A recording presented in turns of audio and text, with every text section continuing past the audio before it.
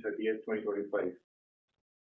We're excited to share the strong momentum we are building as we execute on a long-term vision and growth aspirations.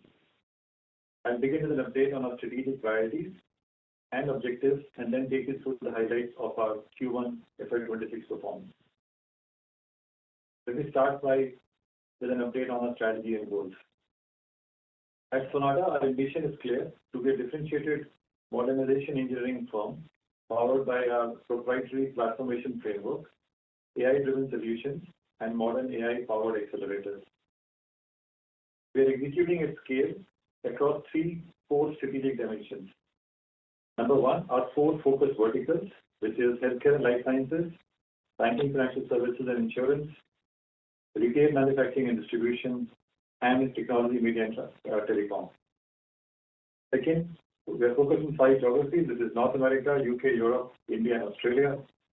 And third, we focus on modernization engineering leadership with sustained investments in our IP, proprietary lightning tools, and robust offerings which are enabling continuous modernization for our clients. Building digital AI and data platforms that deliver transformative value.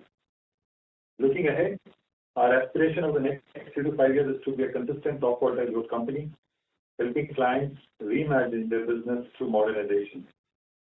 We see significant opportunity at the intersection of AI and modernization engineering, which we believe is a pathway to sustainable industry-leading growth.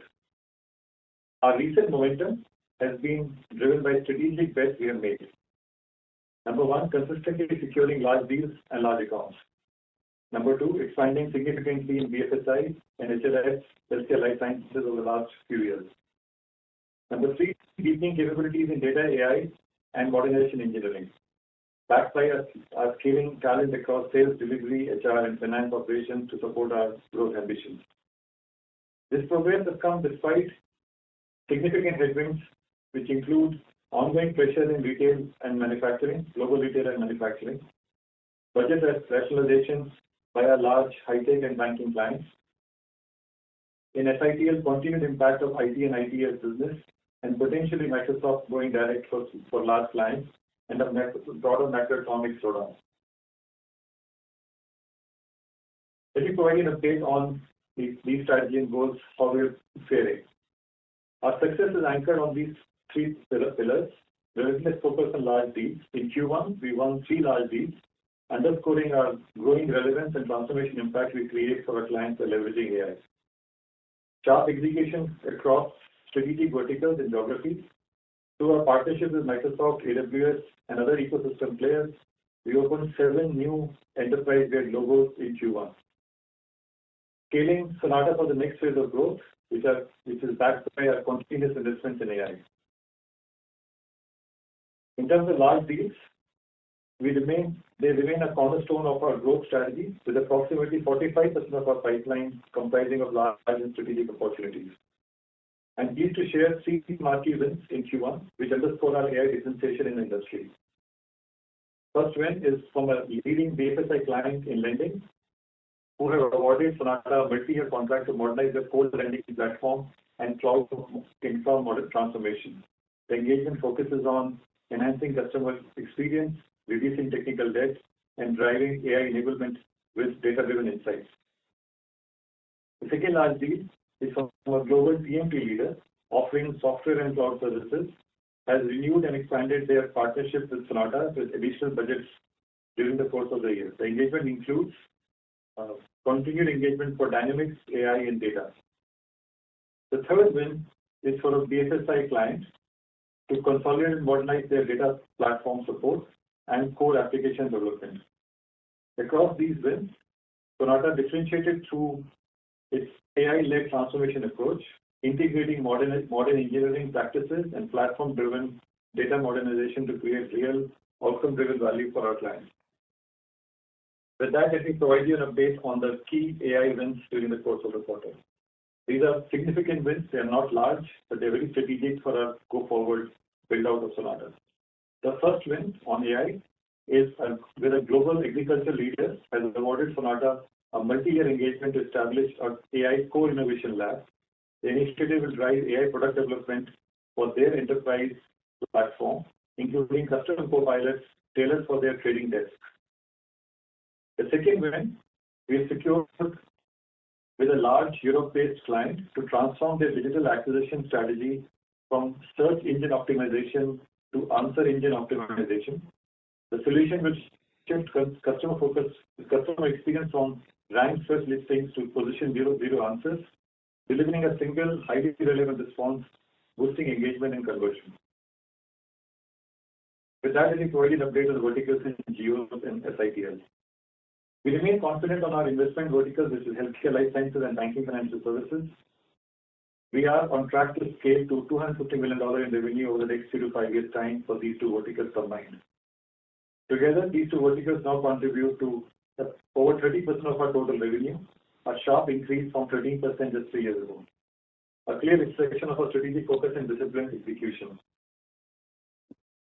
On SITL front, we are making strong progress across our 4 strategic growth bets, new partnerships and wins with AWS, Google, and Oracle, scaling our security operations center for India-based clients, accelerating growth through Microsoft SNC channels, winning large integrated SI deals that combine platform, engineering, and services.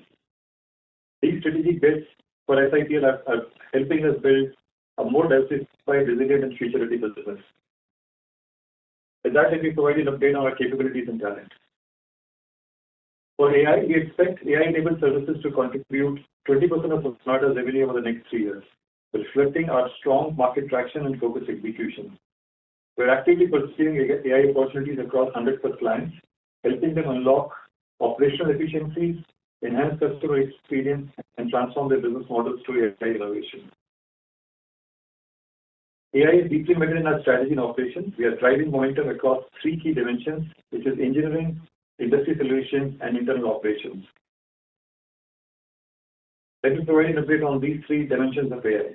On AI-led engineering, through our proprietary Harmony.ai workbench, we are embedding AI into client delivery and measurable outcomes. IntelliQA, an automated platform for test case generation, is helping our clients improve both speed and quality. We deliver solutions across BFSI, retail, and high-tech clients across the globe. Industry differentiation through Focus IP, we continue to lead with platform-led agentic AI offerings tailored for industry context. We launched Agent Bridge recently, making Sonata one of the first mid-tier firms with enterprise-grade agentic AI workflows. We are seeing strong momentum in customer service, decision automation, and data enrichment, with clients increasingly co-innovating with us. We are on our way to become an AI-first enterprise. We are driving AI adoption within Sonata as well. We rolled out Sonata GPT for our HR and support companion for internal functions. We have launched bots for policy access and internal automation queries and developer productivity tools. In terms of AI partnerships, we are cementing our position at the forefront of enterprise AI through meaningful partnerships.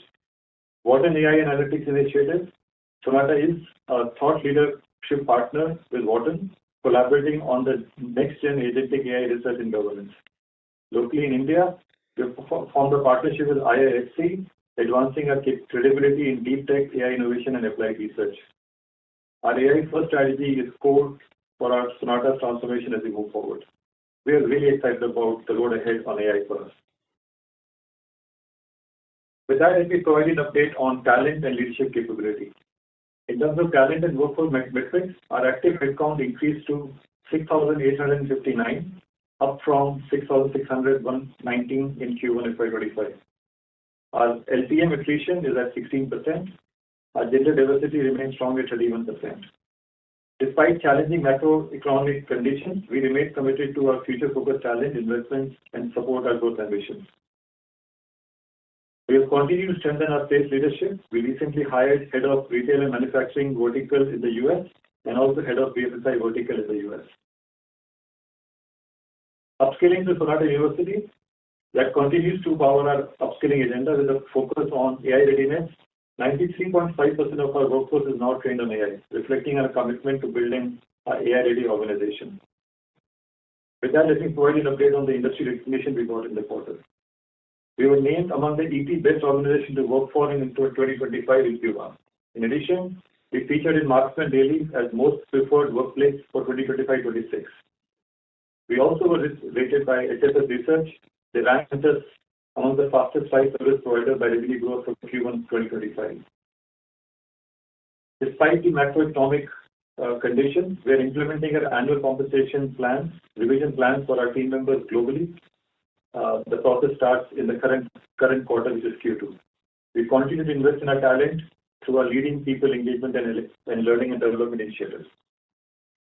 With that, let me provide you an update on Q1FY26 performance. Before I get into numbers, let me talk about the tailwinds and the headwinds we are seeing in the business. In terms of tailwinds during the quarter, we benefited from 3 growth drivers. Number 1, we announced a large deal in April timeframe for our TMT client that is now nearly ramped up, and that expanded our growth during the course of the quarter. Our continued strength in healthcare, life sciences, and BFSI is continuing to help us gain market share in these 2 verticals. And our strong performance in data and AI-led deal wins is reflecting on a strong growth demand environment.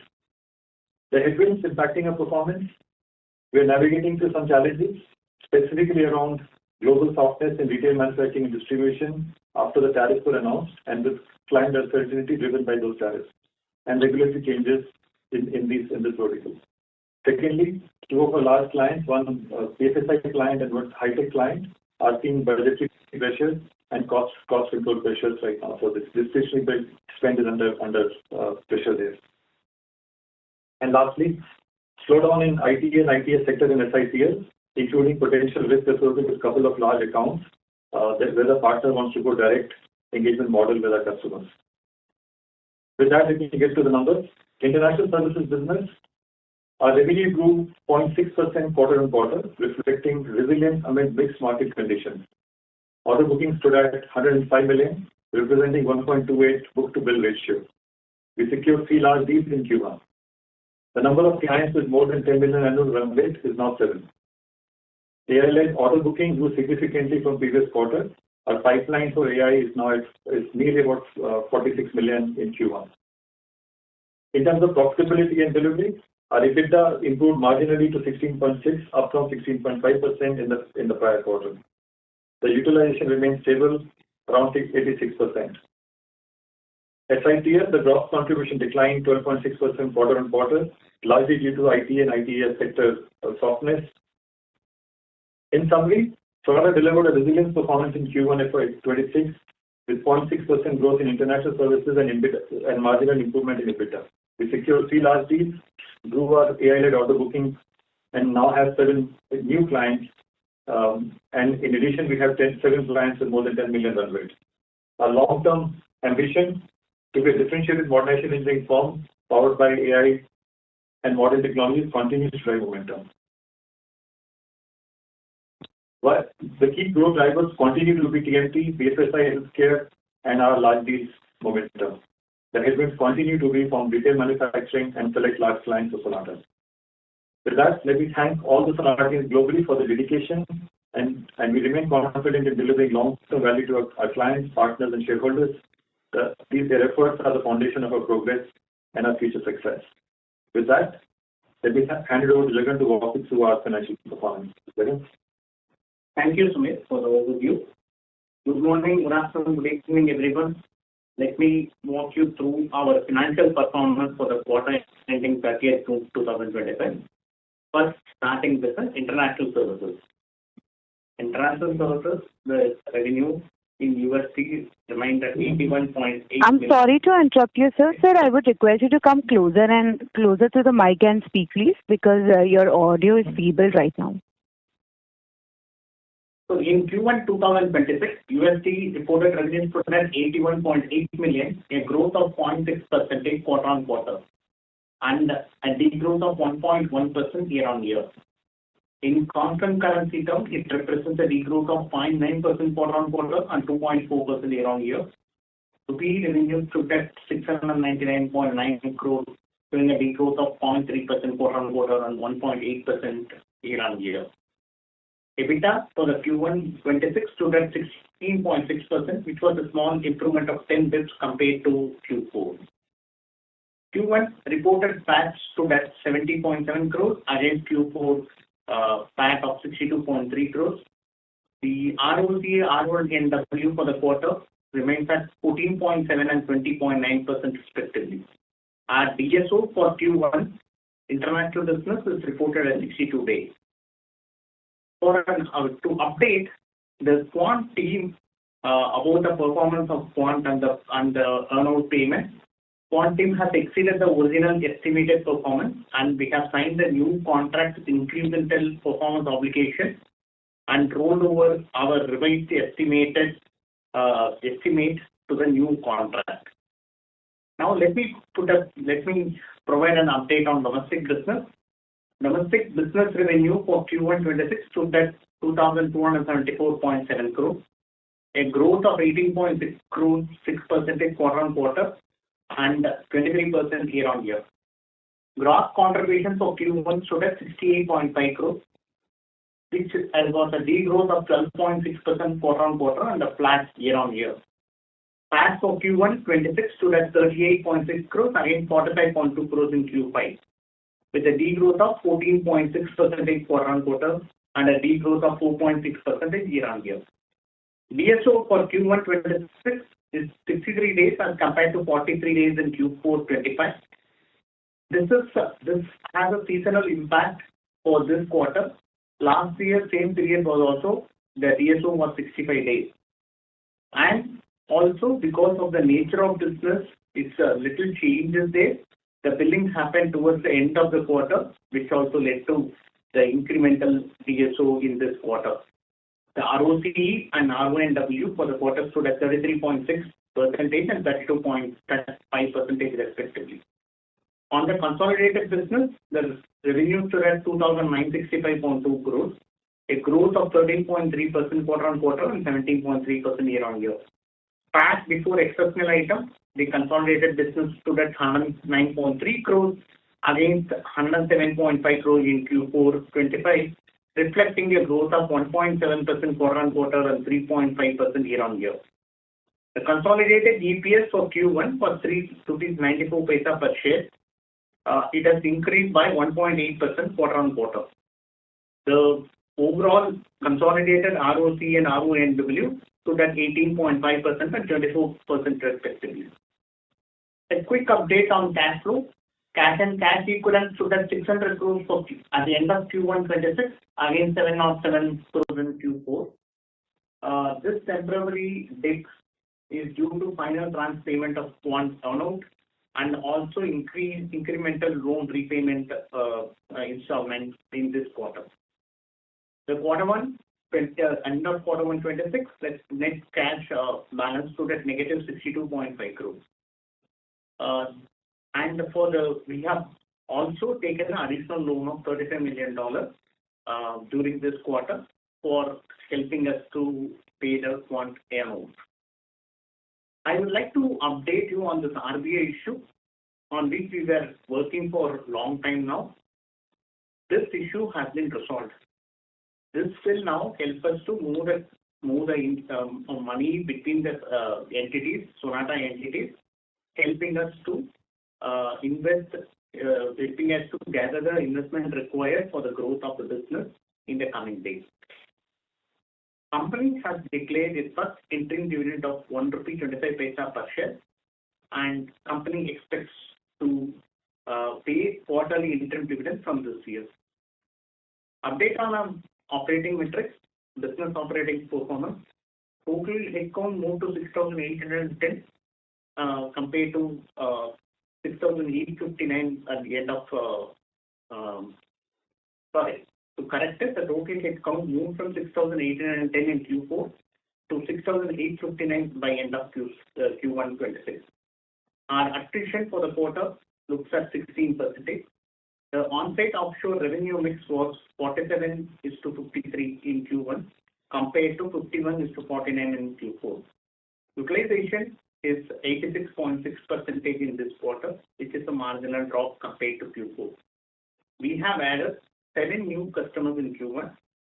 Top 10 clients contributed a revenue share of 56% in this quarter compared to 61% last quarter. Number of clients with more than 5 million run rate of revenue now increased to 13 in Q1/26 as against 11 in Q4/25. Q1 order book stood at 105 million with a book-to-bill ratio of 1.28x. In summary, we remain confident in our long-term strategy and committed to drive a sustainable growth and shareholder value. Thank you for this opportunity for us. With this, I will hand over the call to moderator for question and answer. Thank you very much, sir. We will now begin with the question and answer session. If you wish to ask a question on audio, please press star and 1 on your touchtone phone. If you wish to withdraw yourself from the question queue, you may press star and 2. If you're connected on the webcast and would like to ask a question, please click on the Ask a Question tab. And separately, you can also type in your text question mentioned below the video player. You may please press star and 1 to ask a question. Ladies and gentlemen, we will wait for a moment while the question queue assembles.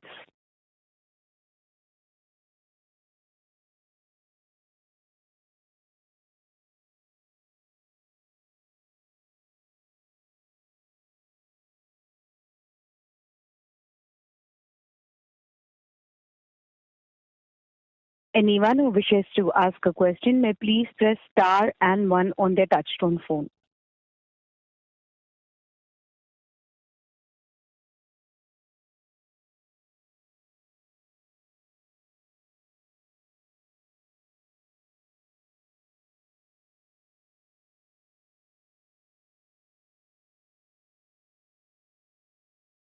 The first question is from the line of Praveen Kumar from Equitas Capital Advisors. Please go ahead. Yeah, hi. Thanks for the opportunity. I had a couple of questions. The first one was that I think over the last few quarters, given the increasing uncertainties in international business, you have stayed away from a guidance of a concrete number and shifted more towards saying that we'll keep a top quartile growth kind of a scenario, right?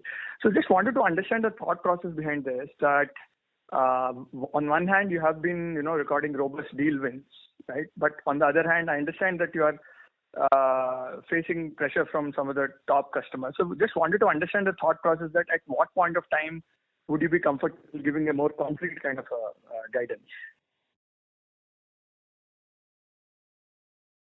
Yeah, Praveen, has something looking like that. I think you're right. Well, we have been, like I said earlier, we have tailwinds and headwinds. The tailwind continues to be our large deal wins, and the tailwinds continue to be our growth in healthcare and banking.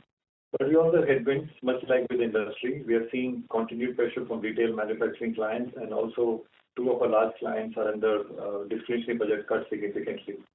So the large deal wins end up offsetting the runoff we see from some of these clients and the retail manufacturing industry. In the past, we never gave guidance. I think last year was the first time that we gave guidance for 2 quarters because of a variety of reasons. But I don't think we plan to give guidance, look forward-looking guidance. Our vision remains and our strategy remains clear that as we execute forward, we want to be in the top quartile performance. If you take a look at the mid-tier segment, there are about 20 companies. So we think we'll be in the top 5 or 6 from a growth rate perspective. In some quarters, we'll make it, some quarters we'll not make it. We're not consistent there right now, but our objective is to keep working towards consistently saying that top quartile is absolutely. I understand.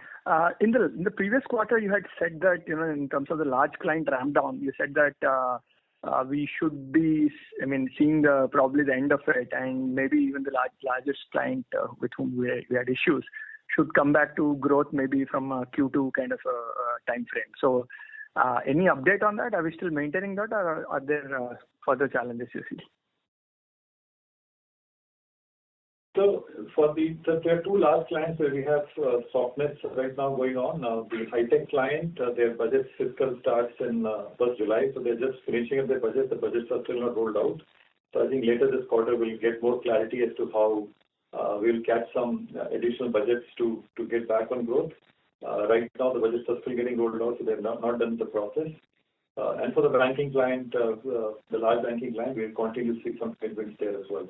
I think we'll have more clarity in the second half of this quarter. And when we can get back in October, November timeframe with you, we'll provide a more update. But right now, we're just cautiously watching. They definitely have some budgetary pressures, both these large clients. I understand. And in terms of the challenges from Microsoft going direct in the domestic part of the business, can you give us some further updates on that? Has the thought process evolved on that? Has Microsoft got some traction on that? If you could give us some kind of an update on that. So we have not yet got an update from them because this is a broad global decision for them. And in the implementation, we have not yet got the final decision from them. We may have impact for one of the largest customers in this year, but the decision is still pending. However, Samir has articulated about what are the other things we are doing to manage the risk. We are prepared for it, whatever changes comes in. There can be a short-term impact, but we will try to, our risk management steps will help us to catch up in the medium term. I understand, but when you say a short-term impact, internally, are you looking at, through these various mitigating measures, including, approaching other larger tech players, are you looking at an impact of a few quarters in terms of the gross contribution, or what are we looking at? Right? Internally, what are you looking at? It depends on them. Praveen, it's a good question, but I don't have an answer for it now. Because it depends on where we land, what happens in this. One end of it is completely becomes zero. The other end is that we get back the deal completely. But life is somewhere in between. We have to wait and watch what happens in this. Then only we will be able to give a view about where we land. I understand, but in terms of what we were providing to, in terms of going direct versus going through you, you would have a clear idea of what you are providing. And I'm sure there have been conversations with these customers, and you would have an assessment of whether they're likely to go direct, right? Still decision is pending from them, both from customer as well as from the partner. We are still discussing with them. Because if the decision is there, I would have given it. There's no reason for me to not give it. The decision is still pending. It is still work in progress, and nothing has been decided till date. I understand. Thanks for the response.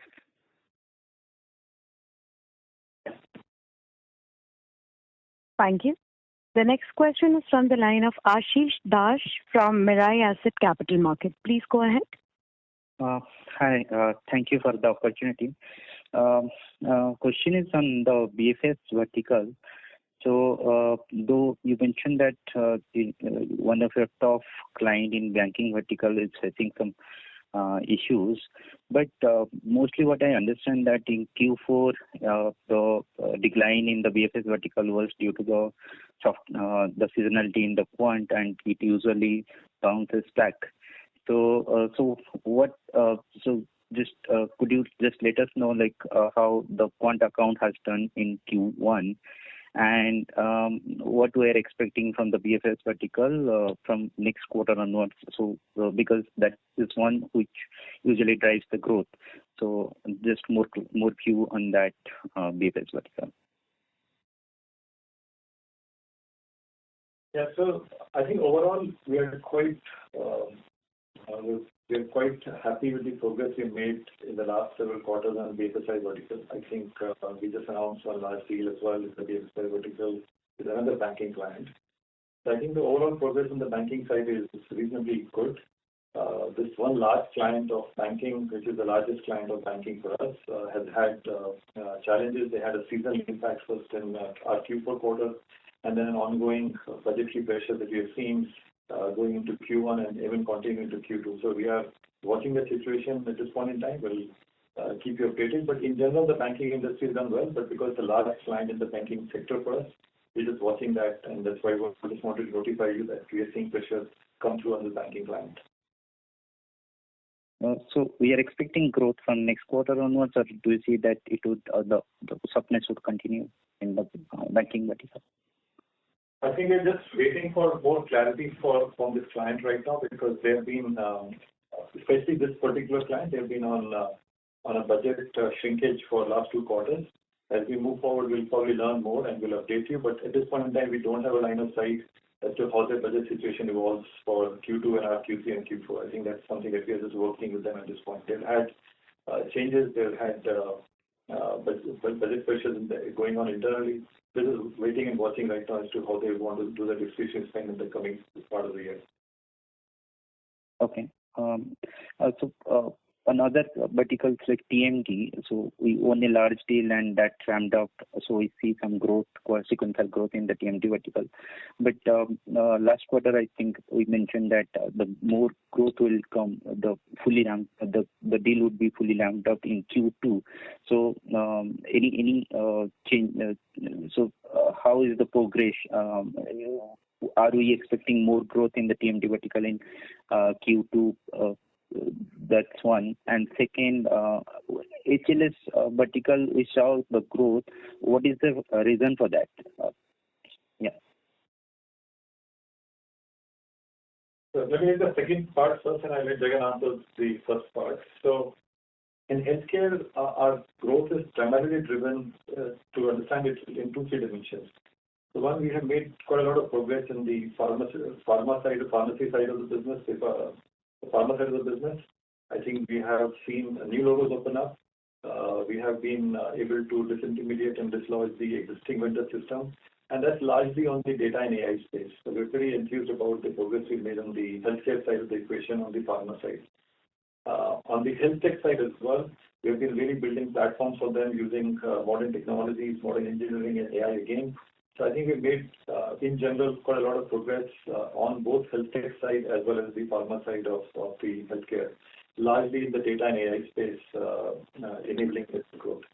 To your first question, sorry, can you just repeat the first part? I forgot. Can you just repeat the first question? Yeah. My question is on the TMT. So we own a large deal on the TMT vertical, and I understood that last time you mentioned that some of the revenue would come in Q1, but the deal would be fully ramped up in Q2. So we'll see a strong growth in TMT vertical from Q2 onwards, if I remember correctly. So I want to understand that the growth momentum would remain very strong in Q2 in the TMT. Yeah, so I think the large deal that we want, I think it's predominantly ramped up right now. I think in Q2 we'll see a large chunk of it already there. There's some parts which may probably trickle into Q3, but a large chunk of it is getting ramped up in the current quarter. As far as the deal that we announced in April timeframe, if that's your question. There are other deals that we're pursuing in TMT as well. Hopefully as we close them out, that will continue to drive growth. In general, if you keep the single large tech account that we have had pressure and headwinds in the last 3-4 quarters, if you keep that aside, in general, we're pretty optimistic about the growth pattern in the TMT vertical. Okay. And just on the TMT vertical, I just had another question. Like you have mentioned the deal. Usually in your presentation, you always mention about the deep deal pipeline in the Fabric and Dynamics, and how those deal pipelines are converting to the deal, and those TCVs are also just give us some more color on how those TCVs are converting into the revenue. So how your relationship with the large customer in the TMT vertical is progressing on those areas actually. Yeah, so I think there are two parts of this question. So as far as sell with the large tech customer is concerned, I think we're making reasonably good progress. Of course, the deal cycles are elongated right now. The deals that we're closing in 2 quarters now are probably closing in 3 quarters, but the pipeline is pretty robust. So we are continuing to make progress on the sell with side. When we sell along with the technology partner, I think we're making good progress on Dynamics as well as the Power Apps, Power Platform side, with an exception of retail manufacturing. So retail manufacturing in general is soft, and it continues to be soft for us in the partnership ecosystem for this as well. But if you back out retail manufacturing vertical, I think in general we made good progress with the partner as far as sell with is concerned. Okay, got it. Thank you so much for taking my questions. Thank you. The next question is from the line of Amit Chandra from HDFC Securities. Please go ahead. Yeah, thanks for the opportunity. So my question is on continuation to the TMT vertical. So is it right to assume that most of the incremental revenue that we are seeing on the TMT is coming from the large deal ramp up? If I see the dynamics that has been on a declining,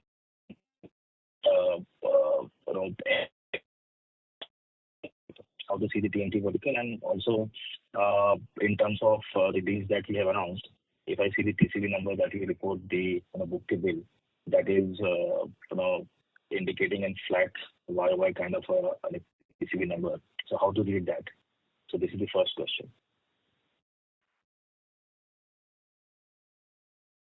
Yeah, so like I said, the TMT large deal that we announced in April is nearly ramped up. And that has really helped us offset some of the headwinds from retail manufacturing vertical and the largest tech customer. I think that's really how this has played out for us. But the deal that is pretty much, I would say, about 70-80% fully ramped up at this point in time. And I think that's how. I think there are more opportunities in TMT vertical. So generally speaking, quite optimistic about it. But the dynamics part to the question that we just answered, I think if you back out the retail part of the dynamics that has really dragged us. Historically, retail was about 45% of the business, which is now close to about 30% of business, because retail has been on the decline for us.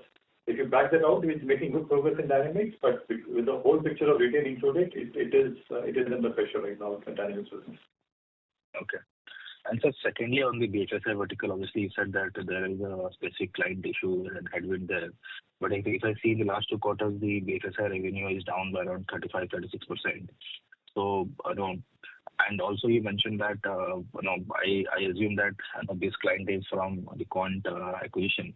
And in terms of the renewed earnout deal that we had with Quant, that assumes that the Quant targets are being met. So how to read this? On one side, the top client for Quant is declining, and on one side, we are renewing the earnouts target for decline. So, like for Quant, if you can explain that. Yes. Okay. So the Quant earnout, what has happened up to calendar year 24, which was as per the original agreement, they have exceeded the target whatever we have agreed for. We have renewed the agreement for 3 more years with the incremental target, and whatever is payable is going to be when the incremental target is being met. Having said this, we were talking about the BFSI customer. Yes, there's some budgetary pressures with this BFSI customer. We are waiting for more clarity and more opportunity. Opportunities are continuing to exist. We will focus on and leveraging this opportunity. We have to wait and see. Maybe in a quarter or 2, we will come to know where we are standing on that. But having said that, they are not one customer base alone. They have other many customers are there. We are waiting for the growth to resume for them. So, Jagan, if you can share what is the earnouts and how it will be placed over the next 2-3 years, and what are the growth estimates in terms of targets that we have for the earnouts to materialize? Not exactly. I mean, it's a little confidential at present. We will not be able to share the details. Okay. And secondly, on the margin side, how do you see the margins panning out? Obviously, we have been operating at pretty high margins earlier, but now it has been reset to around 16-17 times. Earlier, we had a target of scaling up to 19-20% earlier. So where it stands right now in terms of margins, what are the margin tailwinds that you see from here? And seeing the industry scenario, do you see this is the new normal in terms of margins? Yeah, we are continuously working on improving the margin at the various accounts. We are waiting once the revenue growth reasonably stabilizes and we have overcome some uncertainties in the market. That will help us along with the various other factors. We continue to focus on this. It may take a couple of more quarters for us. We have mentioned that we will be able to come closer to 20% margin, not 20, closer to 20% margin by the end of the year. We continue to believe in that. And we will keep you posted if there is any other new development happens. But as of today, we are continuing to focus on reaching the coming closer to 20% margin by end of the year. So any color if you can give, because 20% is quite high from where we are currently. So what will drive this margins? Like whether it will be operating leverage or it is some kind of cost cutting that we're looking at. So this is a different picture already. We are continuously working on it. One of the factors, what we mentioned about the large deal wrapping up, that will also help us to bring change the mix. If you see, there is a change in the mix of on-site offshore mix for us. This will continue to help us to grow. We will also improve on utilization, so that will also help us to do it. There are many other factors, including pyramid. We are working on various other aspects of it. Okay. Okay, sir. Thank you for all the best. Yes. Thank you. A reminder to all the participants that you may please press star and 1 to ask questions. You may also ask questions through webcast by clicking on Ask a Question tab. We'll move on to our next question, which is from the line of Dipesh Mehta from Emkay Global. Please go ahead. Yeah, thanks for the opportunity. First question about the Quant. Can you give us the number cash payment paid for the earnout in this quarter? So if you can give that number. Second thing is you said some revised amended agreement for 3 years. Now we have made some provision for additional performance target for Quant. Those additional target has not been met. So do we expect any reversal of those earnout, or that reversal is unlikely to take place because we have signed new agreements? If you can provide that clarity. That is on Quant. Second question is about the gross contribution weakness in domestic business. It is a bit surprise. IT and ITES softness is there for now last many quarters. We are seeing sudden decline in gross contribution. So if you can provide some more details, because it seems to be a bit unusual and that weakness is nothing specific for this quarter. If you can give some clarity. Third question is about TMT. We have signed 73 million deal in this quarter. If you can provide some sense about how that deal is likely to ramp up. And I presume it is separate than the April month which the deal we signed. So TMT might have some better benefit from this new deal ramp up as well, entering into next 3 quarters. Thank you.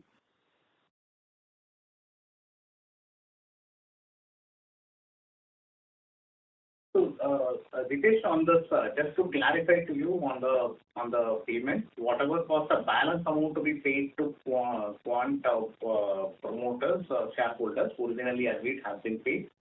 This has been disclosed earlier also, what is the total consideration we have paid and what has been paid earlier. The second element to this is... can you give that number? Let's say in this quarter, what is the absolute number? I will this is we have made the payment, whatever the balance payment, and this has the total consideration is mentioned, Dipesh. I will avoid mentioning about the numbers now because this is not being disclosed in financials anywhere. The second element to this is you were asking about the reversal of provision. I have mentioned in my call that we have done a rollover for considering the new contract what we have entered with them for 3 years. So the rollover captures that we may not have any reversals coming in for them. Third about the Yeah. So, Sujit, you always comment on the SIT, and I'll pick up the TMT questions, Sujit. Yes. Hello. Yeah, go ahead, Sujit. Yeah. So there are two, three points on this, why there is a growth contribution decline compared to the last quarter. So one that thing is, as you know, we have almost 80 to 90% dependency on the cloud now. And in the cloud, the concept is land and expand. So if you see many of our large deals, historically they come in third and fourth quarter. That's why always there is a little bit heaviness for those 2 quarters. And then many of the large deals we are working on since last 2-3 years to build up some of the programmatic revenue earning, which happened during the Q4 of FY25. So we had a very heavy effect, Q4 during the last financial year. So compared to that, currently because of the understanding which is there in the market that one of the OEMs is planning to go direct, we wanted to build up some of the risk mitigation mechanism, and one of them was to acquire more platforms which will help us to recover in future. So when we do that, and this is not because it's a worldwide phenomenon, most of the... I'm sorry to interrupt you, sir. Sir, your audio is muffled little bit. So it is not only us. Most of the LSPs today are trying to acquire businesses expecting that the OEM is going to go direct, and many of them are going to lose some of the business possibly. So because of that, there is in the market, there is a price sensitiveness because everybody is trying to acquire new customers, new business. And because of that, there has been a pressure on the margin. So because of these few things, even if our revenue has gone up in this quarter, our margins have remained a little bit soft. But we believe that, with these new customers with us, we'll be able to work on them. And as I said, the fact that we have landed with many of the new customers, we'll be able to expand our engagement with them, and the margins is expected to go up in future. Thank you. Thanks. The third part of the question was on TMT deal. I think, like I said earlier, the $73 million deal we announced in April is now nearly ramped up. There are some parts of it which will probably trickle over into Q3, but in this current quarter, during the course of the quarter, it will get nearly ramped up. Those are 3 parts of the question. No, so just to clarify, in Q1 FY26 International IT press release, you mentioned 7 new customers were added during the quarter, including mega deal of 73 million. It pertains to Q4, or this is new deal we signed?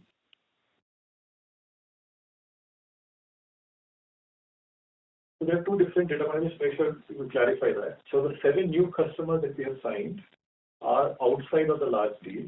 Those new customers are going to ramp up in Q2, Q3, and Q4. Those are newer customers. They will scale gradually. So that's sort of point number 1. Point number 2, on the large deal that we announced probably in April timeframe, that started ramping up from May onwards.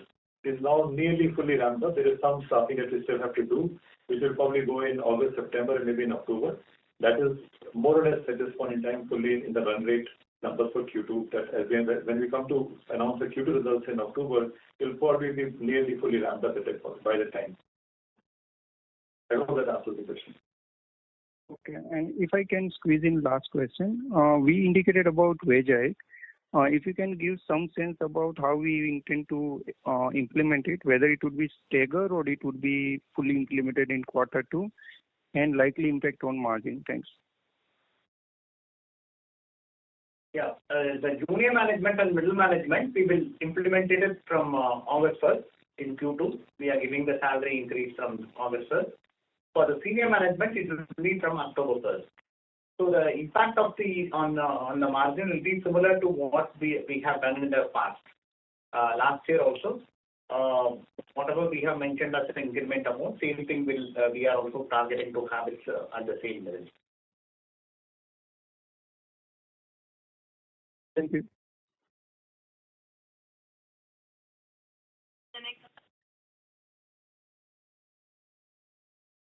The next question is from the line of Suraj Malu. Mr. Malu, I have unmuted your line. Kindly proceed. Introduce yourself and kindly proceed. Yeah. Hi, sir. This is Suraj from Catamaran.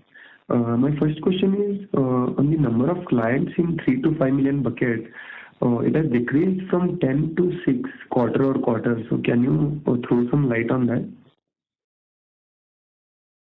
So the customers with more than 5 million have improved. Some of them have moved to that more than 5 million also.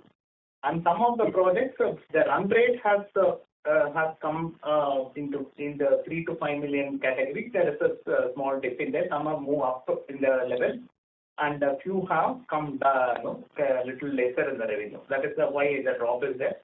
Nothing operation, is it just a project completion or completion of the existing run rate for a customer. That's it.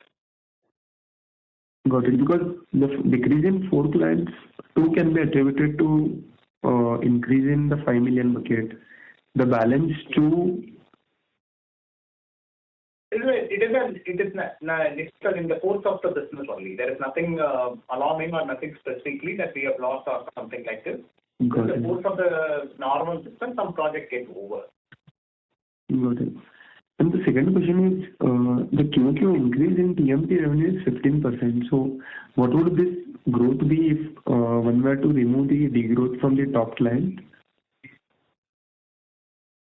What is your question? So the top client revenue has degrown this quarter as well, right? But whereas the revenue from TMT segment has grown 15% quarter on quarter. So what is this actual number if one were to remove the degrowth from the top client? So this is also we are mentioning about the mega deal, right? The ramping up of the mega deal has benefited some amount majorly for this vertical. It will continue to have benefit in Q2 also. The ramping up is continuing. So both the quarters there will be a benefit for that. Got it. So I meant, sir, like how much was the decline in the Microsoft revenue this quarter? Nothing specifically. It was looking at present it's looking very flattish. The revenue. We are waiting for the new budgetary amount to be rolled out by the customer. We are waiting for that. It's not yet concluded. Got it. Okay. Thank you. Thank you. The next question is from the line of Divyesh Mehta from Invesco. Please go ahead. So, if you can just give some context regarding the BFSI growth, beyond one of the BFSI stocks, and do we think this vertical can come back to growth? I mean, will Quant scale up fast enough to offset that impact going forward? That's it. Yeah, so in general, we are quite reasonably optimistic about our BFSI growth. However, having said that, we are seeing headwinds in the largest BFSI clients, so we have to manage that because there is a concentration of a large client in those BFSI numbers. But if you back out one single client, large client, where we are seeing headwinds, I think in general we'll see a good momentum in the course of the year from BFSI. It's a solitary client issue that we are facing. Go ahead, please. Also, if I'm not wrong, this client is a large bank. Am I correct? It's a large BFSI client, yes. It's a large US bank. That's what I'm asking. Yes, a large US BFSI client. Yes. So net including this bank, the growth is still unclear. But if you factor in this large client, of what further decline could be possible, Quant still not will be able to offset it, right? That is first. And second, for TMT, I think MSFT budgets, Microsoft budgets are only the key call here, and whatever ramp up is going to happen, right? So, BFSI minus this large client where we are seeing softness right now, I think will be on the growth side. However, the impact of degrowth from this large client is yet to be ascertained. We're just working with them to understand what impact they're going to have in the remaining part of the year. We cannot answer that question, but minus of this one large client in BFSI, we think will continue to do well in BFSI. On the TMT side, like Jagan said, that the largest tech client that we have, they are flattish at this point in time. Minus of that, we are seeing good momentum in TMT as well. Okay, thanks. If I can ask just one more question. Go ahead. Okay. So if you look at retail and manufacturing, are we expecting further headwinds here, or how is that looking? That's one. And for the healthcare, so.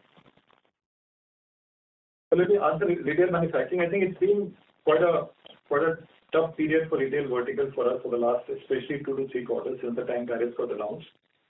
We don't believe the impact is still fully behind us. We are cautiously watching. At this point in time, we are talking to our clients, making sure that we stand by them in these days and times. It is still unclear as to what the impact of retail manufacturing could be further, but we have seen quite a lot of headwinds in the last 2 to 3 quarters for sure.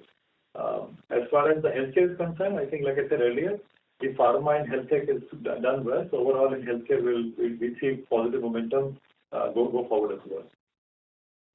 Thanks a lot. Thank you. The next question is from the line of Dipesh Mehta from Emkay Global. Please go ahead.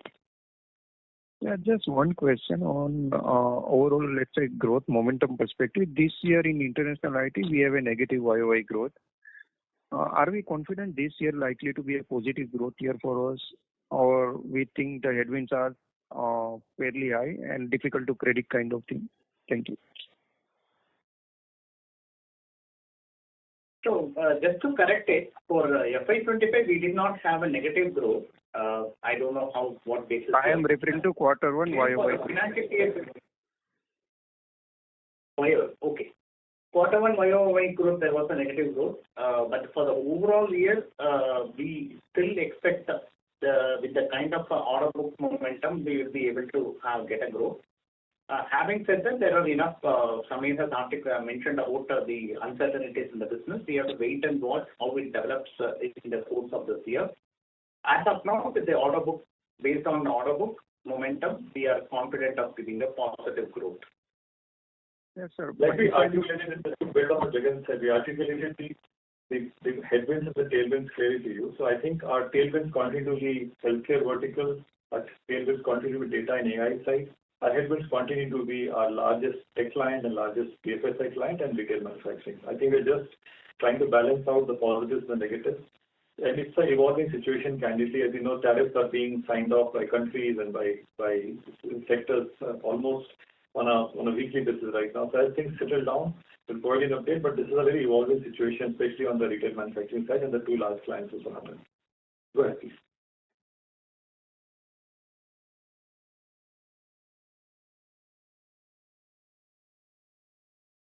Mr. Mehta, do you have any further questions? No, thanks. Thank you. Ladies and gentlemen, that was the last question for today. I would now like to hand the conference over to the management for closing comments. Thank you, and over to you, sir. Thank you, operator, and we thank everybody for joining the call today. We remain, from a long-term perspective, build up a modernization powerhouse in Sonata. We're working towards that. In the recent past, because of the industry headwinds and sectoral headwinds, we are cautiously. I'm sorry, sir. You're not audible right now. You're on mute. I just want to thank the operator for orchestrating the call and all the participants to join and show and their interest in Sonata. Like I said, there are strong positives in the business, especially around healthcare and banking, strong positives in the large deal momentum, strong positives in AI. But equally, we have headwinds with retail manufacturing vertical and the 2 large clients of Sonata.